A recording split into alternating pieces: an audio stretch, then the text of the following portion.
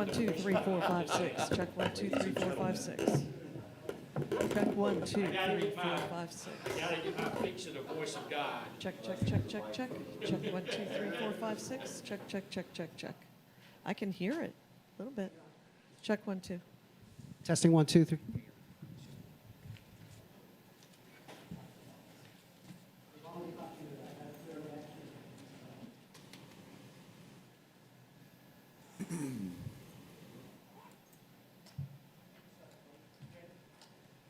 Good morning.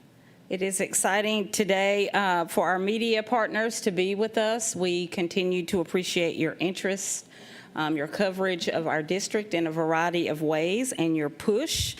We have quite a few topics today and a couple of individuals that will be coming to complement some of the comments that I will make. But the first topic that I would like to get covered today is the topic around eSplost.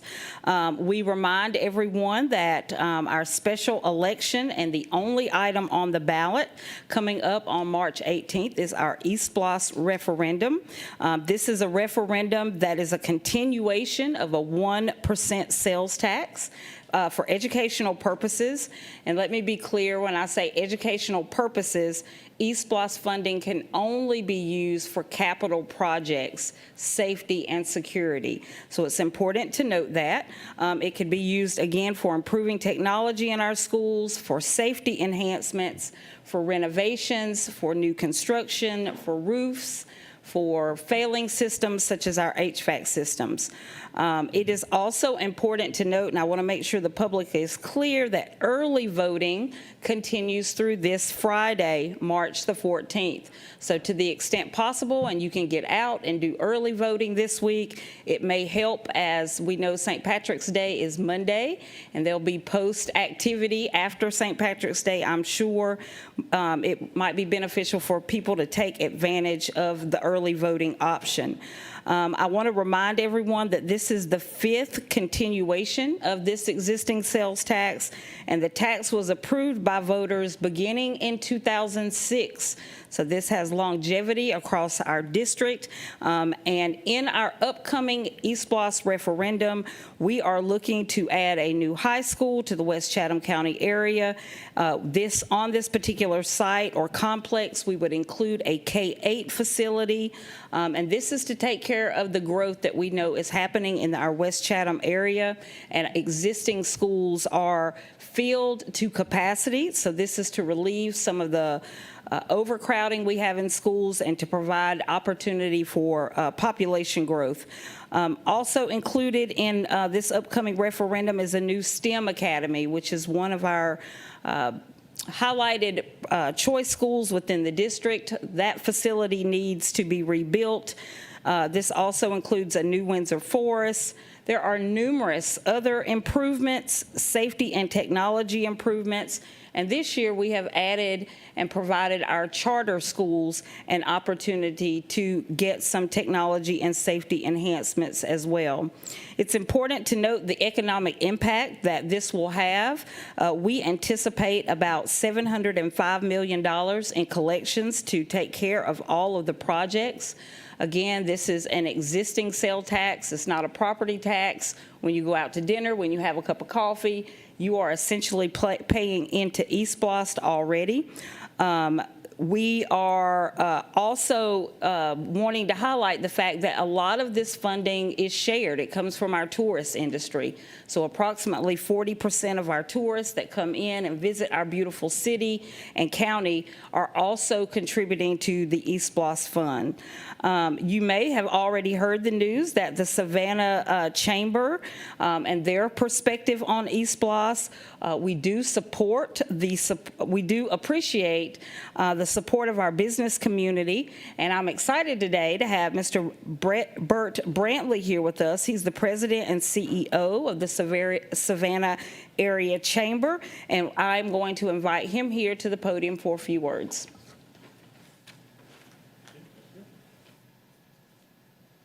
Well, hey, good morning. We're thrilled to be here, and I want to first just thank the school board for their service to our community. You know, being an elected official is tough these days, and the commitment that these guys show at meetings like this today, where there's not a room full of citizens. They're really digging in and working on the really individual programs and financial pieces of our system. Really just want to say thank you to them. And then Superintendent Watts and the whole district staff, on behalf of our chamber members, I want to just say thank you for your commitment to our students.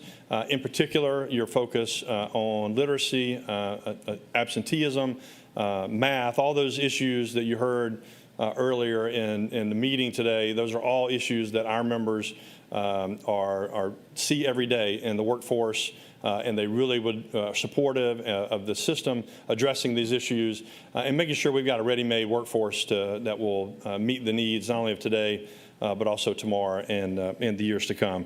Dr. Watts highlighted the growth that we're seeing, and we're really in a lucky spot here in Savannah, Chatham County. We have growth in terms of logistics, in terms of our military bases are growing, obviously our visitation and tourism sector, and then our advanced manufacturing economy is really seeing a ton of growth here in the last several years. And then all the small businesses that support all of those industries. And so that growth certainly comes with a lot of opportunity for our citizens, able to raise their quality of life for their families, but it also necessitates investments in infrastructure. Certainly our school system is a critical part of a growing and thriving community, and making sure that we have the facilities that our teachers can go in and teach our students, where our students can learn and they can feel safe, and we really get the best out of them. We have incredible students here in our community, and we want to make sure they have every opportunity to learn and every opportunity to hopefully grow up, get an education, and then hopefully stay here and contribute to our economy for the rest of their lives. And so our chamber board took a hard look at the eSplosh program, looked at the program, the projects that are in there, had a discussion with President Moss from the school board and Superintendent Watts, had a lot of questions, got a lot of answers, a lot of clarity from the system on what the plans were, what their priorities were, and the chamber board did vote to support the eSplosh and publicly support it. And so we have issued press releases.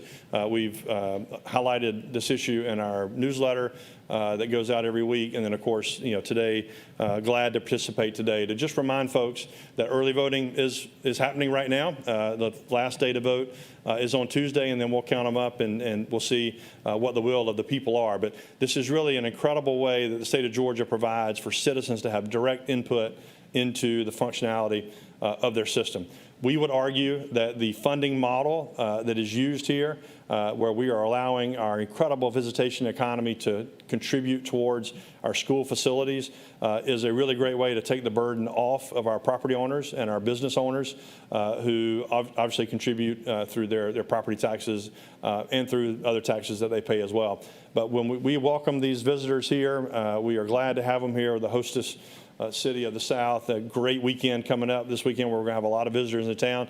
And every time they shop, every time they eat, every time they stay at a hotel, they will contribute towards our school facilities. And they've been doing that now for almost 20 years. And we know these projects are needed. I would say the two biggest issues that our board highlighted and drove their support were obviously the investment in West Chatham, the incredible growth that we've seen out there, the first high school and educational complex with athletic facilities out in Pooler is a big deal. It's a big deal to our members, and we know we've got to address the growing needs out there in West Chatham. And then support for our charter schools. We have a number of chamber members that have poured their blood, sweat, tears, and finances into our charter schools. We have such an incredible choice program here in Savannah, Chatham County that includes the charter schools, but also the STEM Academy and other career pathway programs that we have. And so I think those are two of the many reasons to support, but those are two individual issues that I'd love to highlight for you today that really drove our chamber board to support the eSplosh program. And so I will also say that we have also asked our board to consider some millage rate relief as well. When we fund these kind of programs through our sales tax, reducing that burden on our homeowners and our business owners is something that we're always looking at, and we're very thankful that our board certainly understands and recognizes the investment that we're making in our school system, but also the burden that it places. And so I know they will balance those. And just as you heard today, as they're digging in on these individual line items, I know they've got the best interest of our students, but also our business owners, our residents, and people who pay into the system as well. And so we have asked them to look at that as they go into their budget and finance process as well. And so that's really the extent of my comments today. We are thrilled to endorse and support the eSplosh. We're very thankful for the board and their diligence in putting together a program that will really change the face of our educational system for years to come. These buildings aren't just used for a couple years, they're used for 20, 25, sometimes 50, 75 years. And so building them correctly, building them with a lot of thought and strategy, and putting them in the right places to address growth that are coming here to Savannah is really important to us. And so appreciate your time today. I have got to run to a convention center board meeting, so if we have questions, Denise, if that's okay, I'd love to take those, and then I'm going to sneak out and then let Denise get back to the rest of her comments for today. So I'm glad to take those if you have them, and if not, I will sneak out. Good. I just loaded you up then. Awesome. Again, thank you guys. You guys all have my numbers. If you need anything at all, please don't hesitate to call. But we are just thrilled to be here on behalf of our members and our board members, proud to support what's happening at our school system. And it's just so important that people, whenever you get the chance to get out and vote, this is your chance to have your voice heard in the way that your government operates. So we want to encourage everyone to take that opportunity. There's plenty of voting sites available, and of course more available on Tuesday. Just really encourage everybody to get out and vote, make their voice heard, and participate in the process. So thank you guys, and I'll turn it back over to Dr. Watts. Thanks. So much, Bert. Thanks. Yeah. Again, we appreciate the support of the Savannah Chamber. Just a couple more notes on eSplosh before I pivot to another topic. Our eSplosh referendum also pours back into the economy, the local economy. Over $4 million in local contracts have been awarded to local vendors here. Correction, Madam, that's 400 million. 400 million, I'm sorry, 400 million in local contracts have been awarded locally. So it's also, it pays it forward into our business community here. You've heard some of the projects that have been listed. I don't want to minimize anyone. If you don't see your school or your area, there is a lot of HVAC work that has to be done. That impacts many schools across our districts. Safety and security is also a part of our eSplosh referendum, and that touches every child across our district. So if you don't see a school in your neighborhood listed, please know that there are other projects that might not get a headline, but are still as important and reach and touch every student across this district. So I will pivot now from eSplosh and send up a big congratulations to our Savannah High School boys basketball team, who are now state champions. Special recognition goes to the student athletes, the coaches, and the administration of Savannah High School. Boys basketball state champions now. They won this title last Friday. I was in attendance. The entire game was a nail biter, to say the very least. Very exciting game, but it's the high school's first title in over 27 years. And the Savannah High School boys team were victorious by a score of 58-52 over McIntosh County Academy. Again, the last title was in 1998 under the longtime coach Tim Jordan, who was also in attendance on Friday, and it was awesome to see him there. The team has garnered this championship under the proud head coach, George Brown, who is in his second year as head coach. We are extremely proud and excited for this team, for all their hard work put forth this season, for the coaches who have been there every step of the way. We look forward to watching these students celebrate over the course of the next week with a pep rally this weekend, and they are also marching in the St. Patty's Day parade scheduled for Monday. So please join me in congratulating our student athletes. Speaking of students, we are also excited to announce our advanced placement honor schools. Our schools continue to show great gains in their academic performance, and this really is hats off to our work to prepare students for post-secondary options. The state superintendent, Richard Woods, has named 8 of our Savannah-Chatham County Public School System's Advanced Placement Honor Schools for 2025.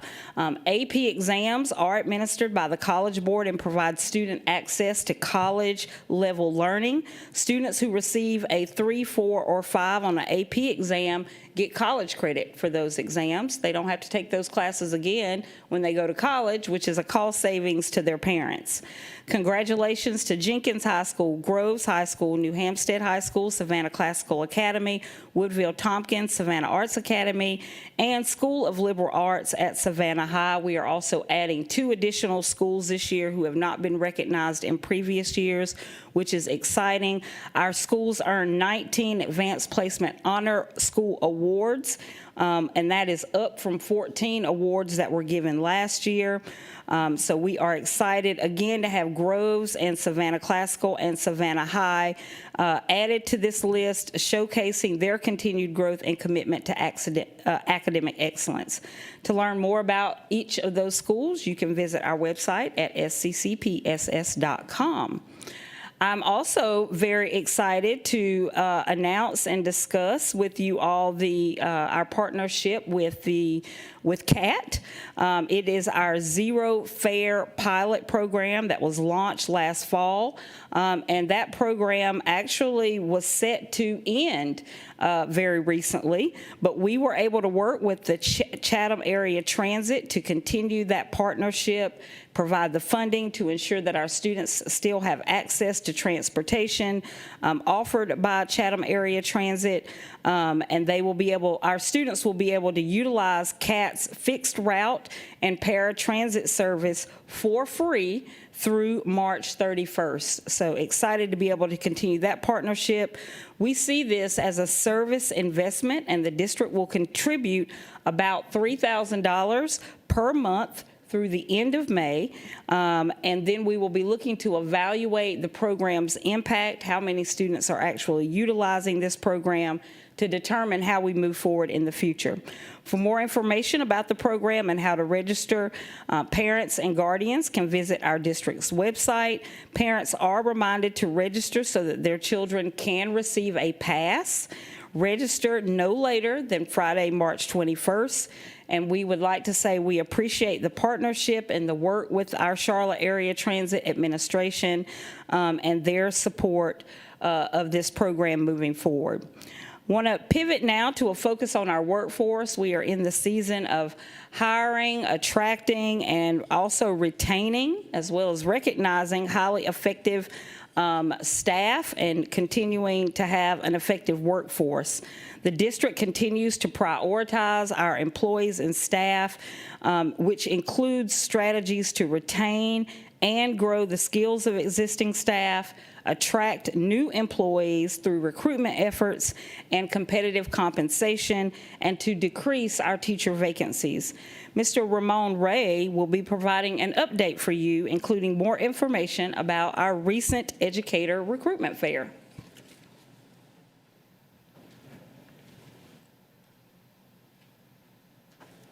Good afternoon. Focusing on our workforce, every student deserves a great teacher, and that's kind of our focus in our Talent and Human Resources division.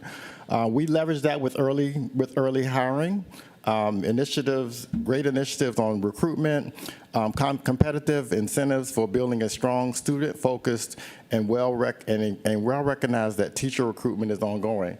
On last Saturday, we're so excited. We had our educator fair. We were able to hire 58 teachers. We had over 100 that were in attendance. So we still are looking at, doing something to even get that number even higher as we look at the overall hiring or overall impact of that particular fair. As we look at what we're doing to keep our current workforce, The state of Georgia requires that we issue contracts by May 15th. Well, we've issued over 2,400 contracts to our teachers in February. So we're doing it earlier than the rest of the state and earlier than the requirement by Georgia. And so we're excited about bringing back all of the educators back to our district as well. We have a lot of other efforts. We do employee referrals.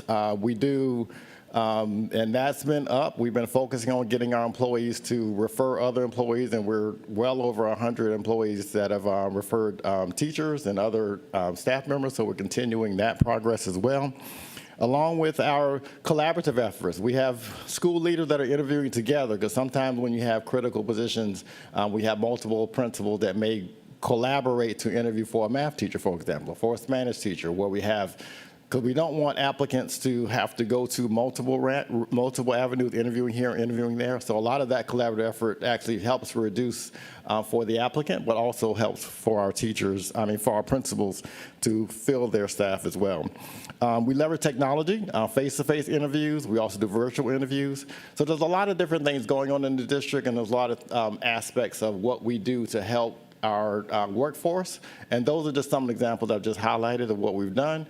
And so we continue, and we'll be pushing towards our July start of our teachers in school. So this is our push right now to start for July. So we're excited about everything we're doing currently. Thank you.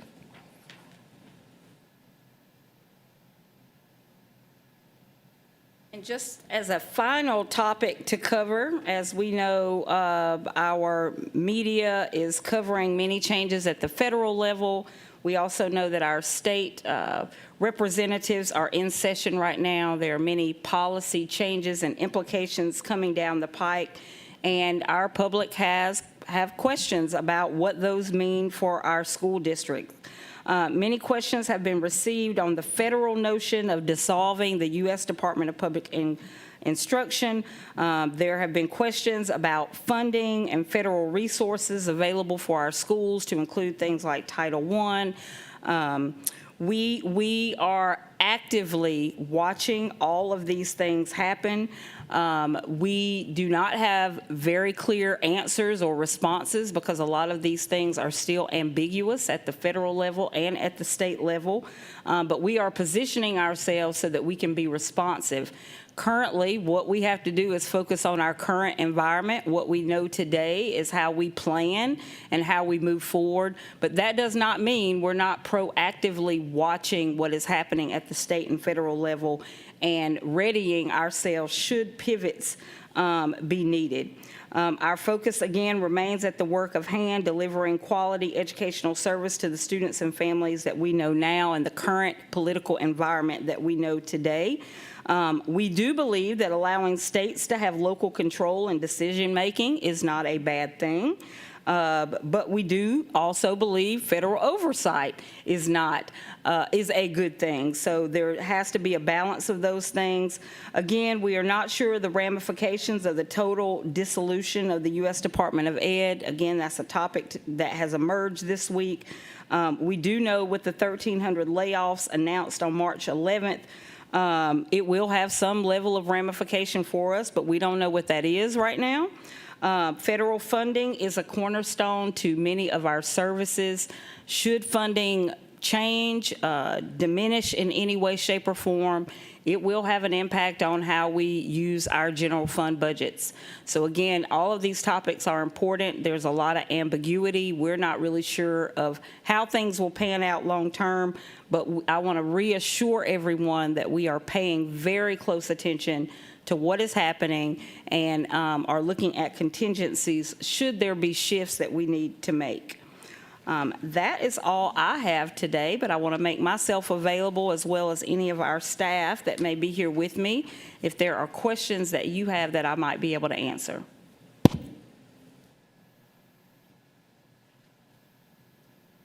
Can you hear me? Is this on? Okay, good. Dr. Watts, you talked about one of the things you want to do with the new eSPLOST funding is building a high school for the west side, particularly Pooler area. Is there, if this is renewed, is there any kind of timetable as to when that might happen? I will say that we're working on our timeline and the prioritization of all of our East Blast projects. There are several. Today, we just highlighted a few.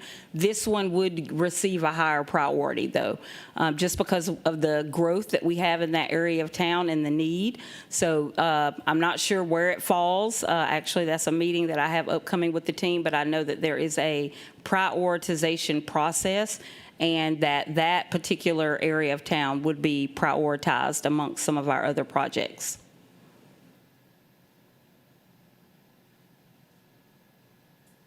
Dr. Watts, question about the federal funding. I know, obviously, as you mentioned, a lot of it is still up in the air for you all, and you don't exactly know what those impacts are. But could you speak on, what you do know, which is what does that Department, of Education do for you all right now in terms of funding or different policies that you all have in place? I mean, what does that look like, their impact here locally as things stand right now?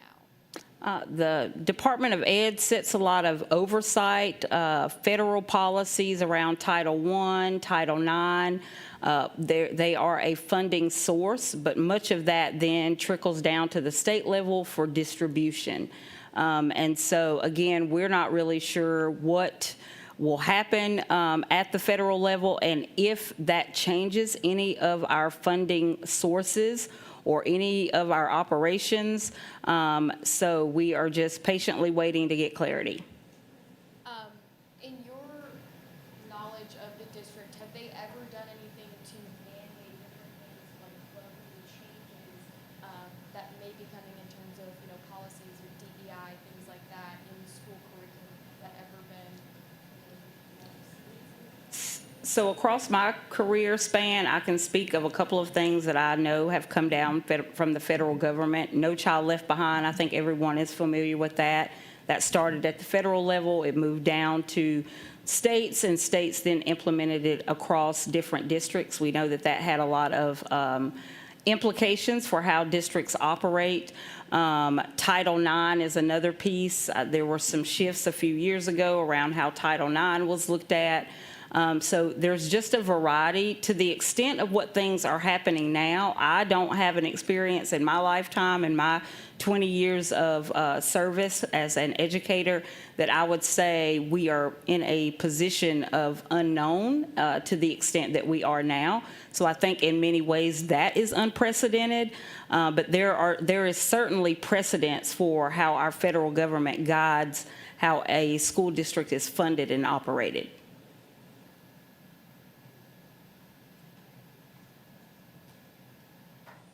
Dealing with the teacher shortage, nearly 150 vacancies within the system, and with the plans of adding a new high school in West Chatham County, with that comes, the need of more teachers. So does that worry you guys? Will this be an obstacle you guys are looking to try to, Plan for or mitigate for it? Yes, absolutely. So the number of teachers allocated to a school is based on enrollment. So it's important to note that as we look at building a high school and building a K-8 facility in that area, depending on how enrollment shifts, we may need to add more staff, but we would also be looking at where kids currently attend school, and if those schools are over capacity, we would be moving students into those new facilities, which means we would be leveraging existing staff. So adding a new high school doesn't necessarily mean we need to add teachers. That's all very much enrollment driven, and it will be determined around where we draw boundaries, where we relieve other schools of overcrowding, and in many cases, teachers follow the students when we make boundary changes to accommodate a new school opening.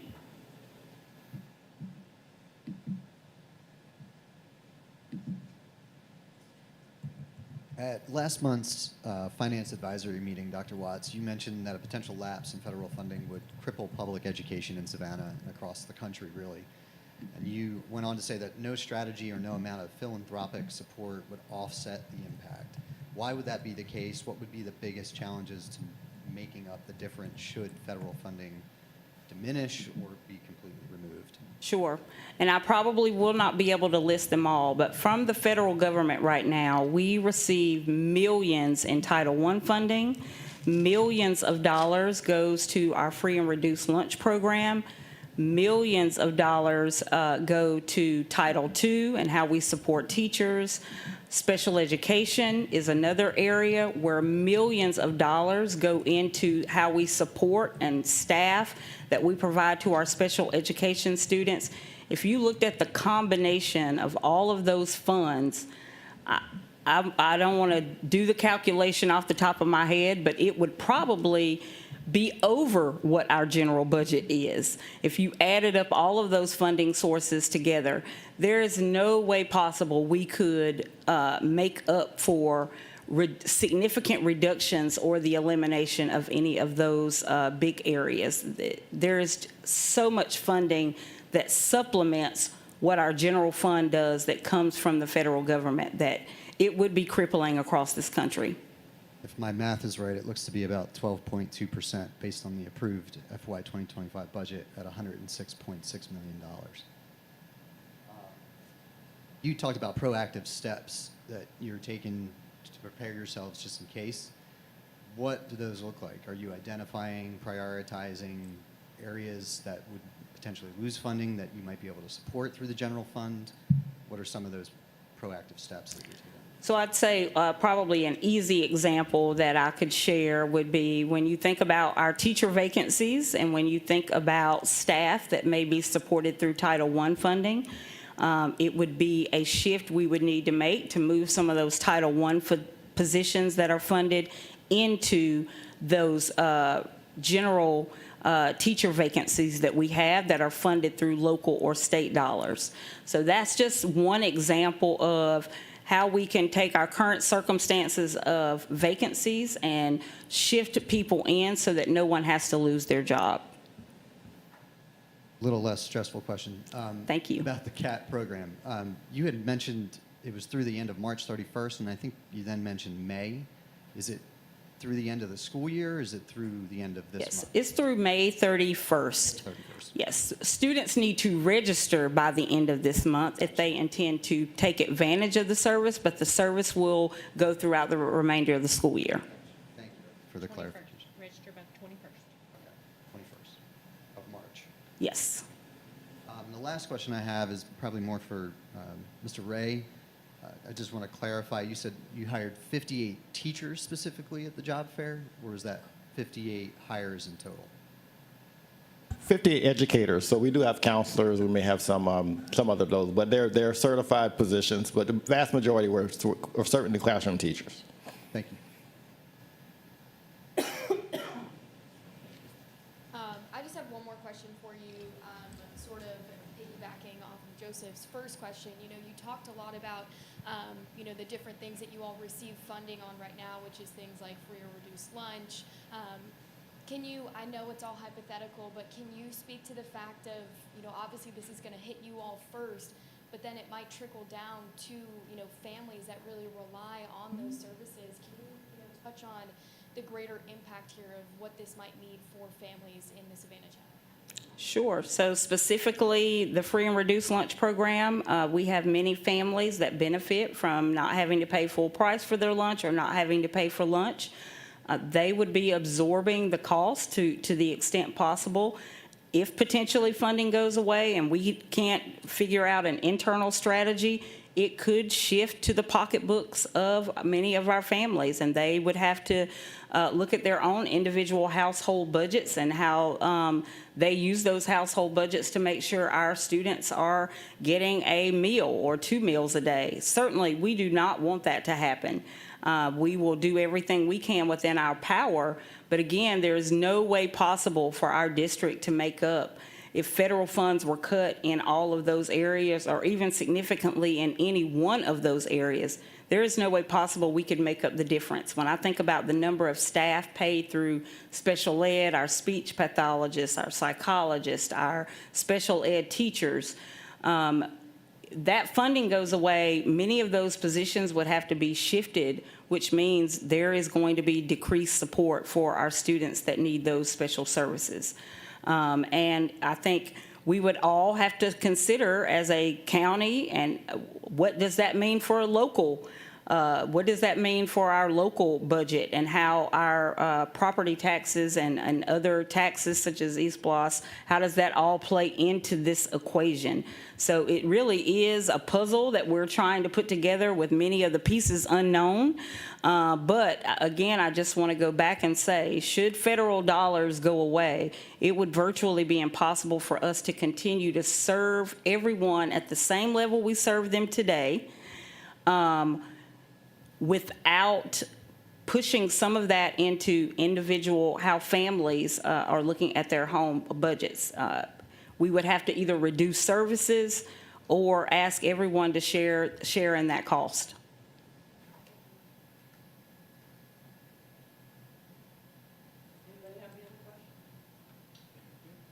Add a clarifier to that, to discussion point.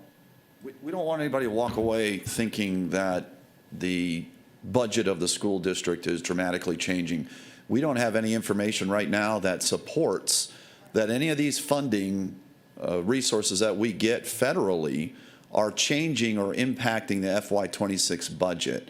And this is important because the timing component, some of you that were coming in today, we were just finishing up our finance committee meeting, and we were talking about staffing allocations. And 85% of the district's budget is people. So a large percentage of our budget is made up of individuals who are providing educational services to the families of Chatham County. Now, a portion of that is federally funded. You heard earlier a statistic out of our budget, a certain percent of that pie is federal funds. Now, it's not the largest percent of the pie. The largest percent of the pie is from the local property taxes in the millage rate. But when you look at a budget as large as ours, which when you look at all funds and you include even capital projects, you're talking $600 million, $700 million. Throw in the East Bloss program that we have, and we also manage that pocket of funding as well. You're getting in the $900 million area. So when you take a budget of that size and you look at a percentage of that that is federal funding, that's a lot of money. And that could impact in the future, we don't know yet, how we run our school systems. But I do want to make very clear as well that what we're hearing federally in the discussion points about the dissolution of the United States Department of Education, that is a cabinet level department of the White House and the federal agency that represents about 4,200 people. In Savannah-Chatham, to give you some size comparison, we employ 5,600 people generally in our school district. So we understand that what is happening federally is impacting an agency that, while those numbers from a federal agency may seem small, there's a lot of flow through as far as federal funds that come into local school districts all across the entire nation. And when you're talking, again, a percentage of that pie, that may be 12%, it's multi-millions of dollars. So we're watching it closely, but we don't have any indication that while the dissolution or the trimming or the layoff of individuals from a federal standpoint is equating into a loss of dollars. We have not heard that explicitly yet. We don't know. And certainly it's not something that we have heard of that will impact the FY26 budget. And what we're talking about is Title I is a large chunk of those monies in the federal funds. And that is a large portion of our schools in Chatham County Public School System. So monies go to help schools that certainly have a level of need where those schools go a very long way in serving and providing educational services to our families. That also is tied to individuals. I couldn't sit down and tell you right now how many individuals are employed based on those federal dollars. We could certainly pull that if anyone wanted to see those numbers, and we're happy to do that. But again, we're counting next year in FY26 budget those dollars, and we're expecting those to come through. Another real important point to make is what we're hearing from the federal level is that they're looking to really transition decision-making to the state. So what does that mean? It's not really unlike what we're already doing, where in federal dollars, when they come through and they're dispersed to our local budgets, they're actually coming through a process through what we call the consolidated application process for grant funding. So those funds that come through those title monies, they come through a disbursement process through the state. And we have a lot of staff who are counting those dollars, and they're making reports back to federal agencies, back to state agencies on how we're utilizing those dollars to ensure that we continue to get those funds and that we're using them for the need that is there.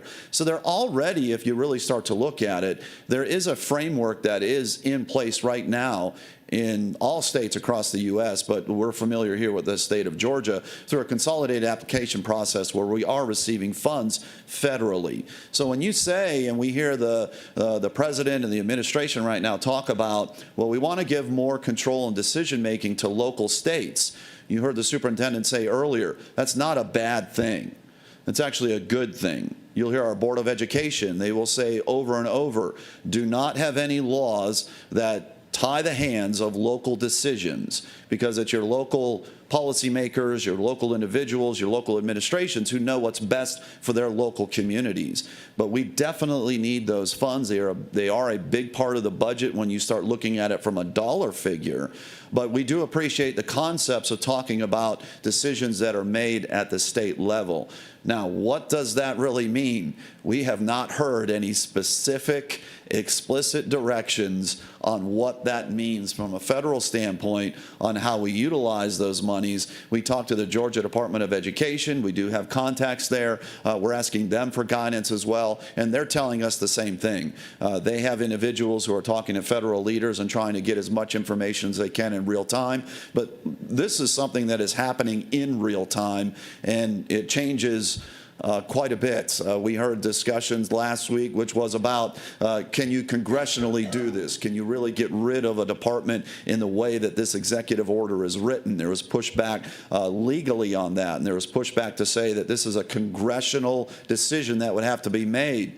The position did change a little bit. It turned into, well, now we're reviewing the efficiencies of the department to scale it down.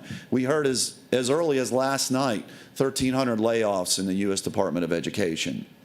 So these things are happening in real time. We're shifting as quickly as we possibly can. But I just want to restate that, again, from the dollar standpoint, we have not heard anything that explicitly says that you're not going to be receiving federal funds in the way that you've been receiving them. If I had a crystal ball that I could look in, I think I would predict that probably in the future what we'd be looking at is a different way of receiving those funds that may put more ownership on the state level decision makers through the Georgia Department of Education.